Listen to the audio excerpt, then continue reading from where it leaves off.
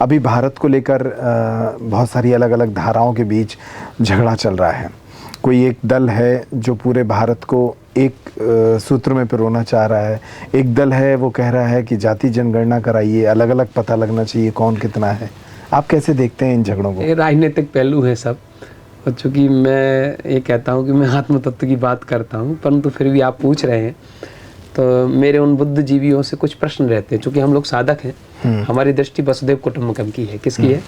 कि इस वसुधरा पे रहने वाला सभी हमारा कुटुंब है, सभी हमारे परिवारजन हैं। हम परिवार को बांटने की बात कर रहे हैं। किसकी बात कर रही है? परिवार को बांटने की। और परिवार में विभिन्न आइडियोलॉजी के लोग रहते हैं। आप एक परिवार में रहते हैं, परिवार में पांचों लोग एक जैसे नहीं रहते। लड़ाई झगड़े परिवार में भी होते हैं।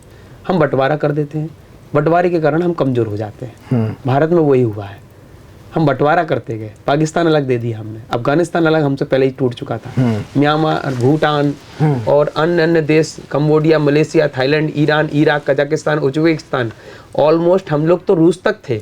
हमारे पास चाइना का बहुत ज़्यादा पार्ट था। अगर हम लोग देखें पुरातन काल में, तो हम लोग बंटते गए, कमज़ोर होते गए।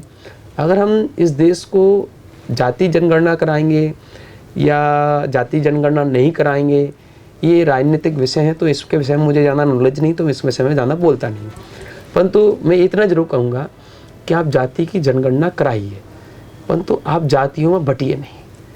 आप अगर जनगणना करा रहे हैं, अगर ये पता करने के लिए कि हम कितने हैं और उनको उतना उतना हिस्सा मिलना चाहिए, तो आप ये विचार कीजिए कि आपके किस जनगणना करने से हिस्सा मिलेगा, किस शिक्षा से हिस्सा मिलेगा, किस जागृति से हिस्सा मिलेगा। तो आप ये तय कीजिए पहले तो कि आप अपने बच्चों को शिक्षा कितनी दे रहे हैं। जाति गणना करा के हम भारत को अप्रत्यक्ष रूप से तोड़ने की बात कर रहे हैं। और मैं ये मानता हूँ फिर उपद्रव खड़े होंगे, फिर लड़ाइयाँ होंगी, नेता अपनी अपनी रोटियाँ सेकेंगे। तो इन विषयों में मैं ज़्यादा नहीं जाना चाहता, दिमाग खराब होने लगता है, क्योंकि ये नेताओं के विषय हैं। और सत्ता पे काबिज होने के लिए हर पार्टी अपनी एक आइडियोलॉजी लेके चलती है और वो करते हैं। मैंने एक दिन लाइव आके ये बोला था, मैंने ये कहा था कि नेता का काम है बांटने का, अपना काम होना चाहिए साधक का डांटने का। तो नेता बांटेंगे, हम डांटेंगे।